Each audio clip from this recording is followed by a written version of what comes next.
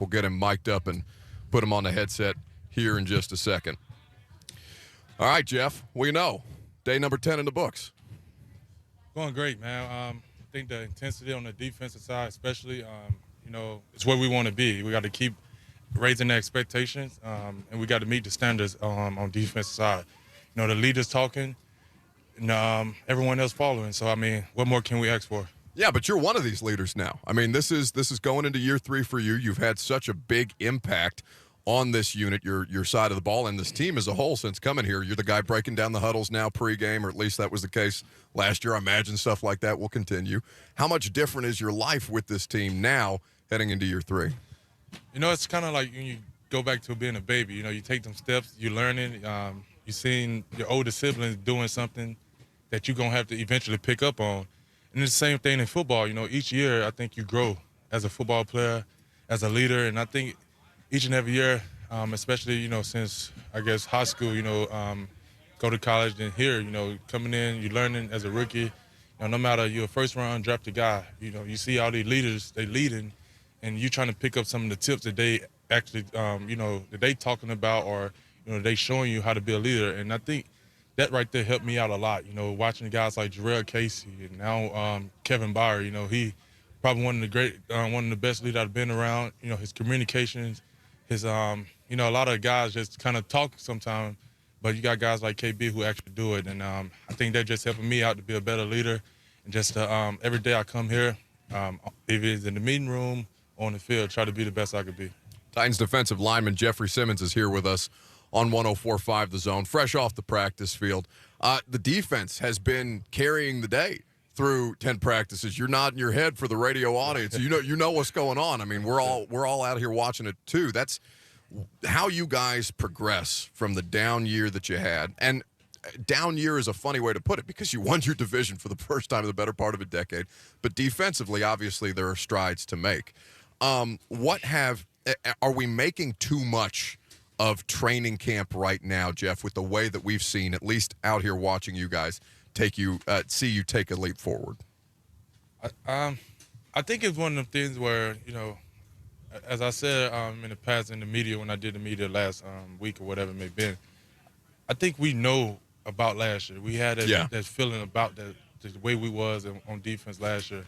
Well, you got vultures like me yammering about it for 12 months, so it's enough at some point. Yeah, for sure. You did, and of course, we get reminded when we got back here.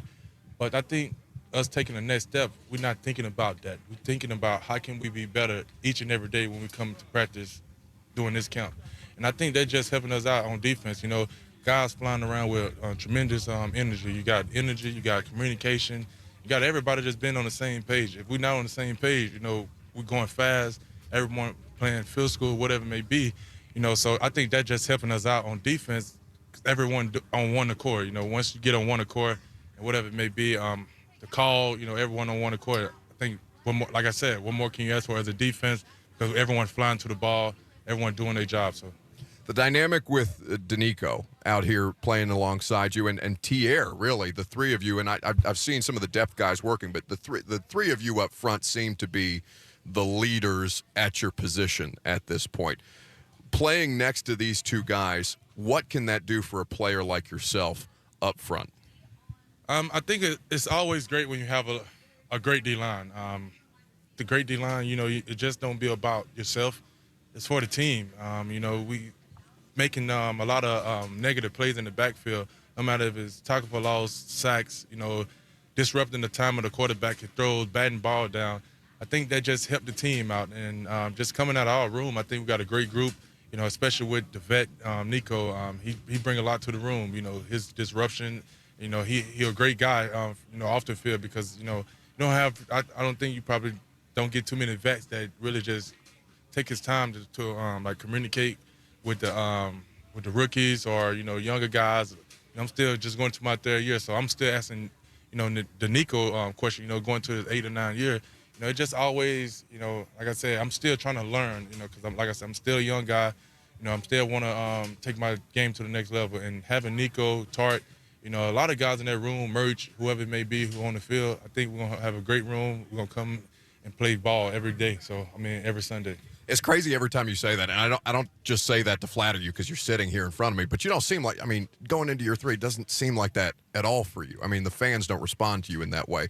They treat you as, and you are a staple for this team, and I know it's uncomfortable to talk about yourself sometimes in that light, but I guess I want to commend you on the way that you've kind of grown into this role, because it really, really shows up in the way that you carry yourself on the field and the way that the rest of your teammates respond to you. Yeah, for sure. I appreciate it. I think it's one of the things where, coming in as a rookie, I came in hurt. I'm just trying to learn. I think once you gain that trust and that respect from your teammates, I think that just help you out as a player, but as a person as well. I think it's just make you want to be more humble. I think that's where I came from. My background with mom, is keeping God first. I thank God for everything, but just that mindset of, no matter what it is, I want the best for myself. My standards real high. I'm a very competitive guy. I hate to lose, and whatever it may be, I'm a young guy, old guy. I'm gonna keep that edge. I should say I'm gonna keep that edge to try to keep the edge on my other opponents. So. I'm thanking God for that breeze right now out here at St. Thomas Sports Park. Titans training camp. Jeffery Simmons, defensive lineman, kind enough to sit down with us. A couple more for you, Jeff, and then I'll let you get out of here because I know you had a hard day of work, and I know it's not done yet. But with the staff that they've put around you, Coach Williams is one of my favorite assistant coaches to talk to. I always appreciate his insights and the way that he kind of helps us as media understand what they're coaching you up to do. Between him and now having Jim Schwartz in the room, who's worked with a guy like Fletcher Cox, who you're obviously familiar with, before that, coming to Tennessee, being able to maximize a player like Albert Haynesworth in the middle of their defenses at the time when they were at the peak of their powers. What have those two guys helped you do so far? I know it's still pretty early with Schwartz. I guess, how much interaction do you get with Coach Schwartz? I didn't talk to him a lot.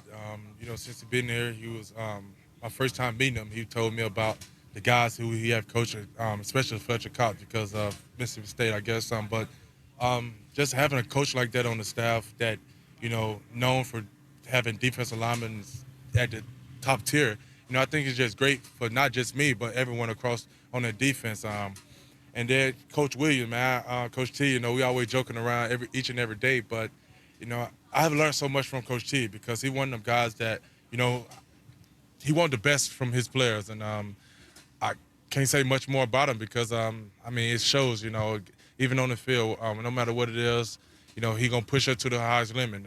Like I said, he wants so much out of not just me, but you see him coaching Tart. You see him coaching Naquan Jones and them, the same way coaching each and every one of us, the older guys.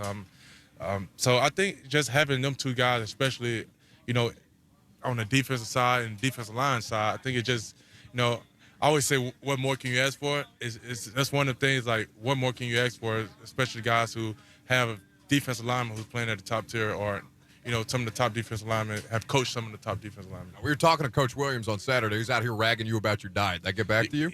Yeah, I saw that. I forgot to say something about him. He know that, he walked in on me this morning. I got to get on him the way he be eating. That's what I'm saying. Yeah, so we're going to get his diet right, too. Jeffery Simmons, Titans defensive lineman, kind enough to stop by our table here at Titans training camp. I appreciate your time, boss. Continued health and success, and we're looking forward to seeing what you're going to do this season. Yes, sir. Appreciate it. Tighten up. All right, we will come back and wrap this